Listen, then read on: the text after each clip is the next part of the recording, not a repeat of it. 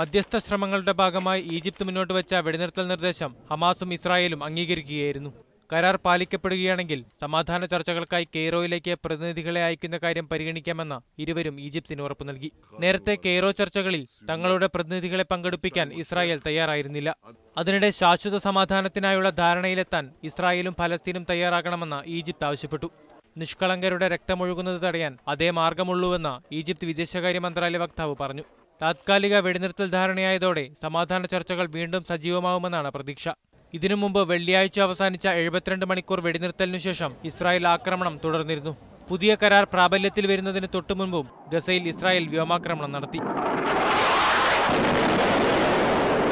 Gaza മേയറുടെ വസതി ലക്ഷ്യം വെച്ച് നടത്തിയ ആക്രമണത്തിൽ 4 പേർ കൊല്ലപ്പെട്ടു. ഇസ്രായേൽ ആക്രമണത്തിൽ ഇതുവരെ കൊല്ലപ്പെട്ട ഫലസ്തീനികളുടെ എണ്ണം 1940 64 ഇസ്രായേൽ സൈനികരാണ് ഹമാസിന്റെ തിരിച്ചടിയിൽ കൊല്ലപ്പെട്ടത്. News desk, media 1.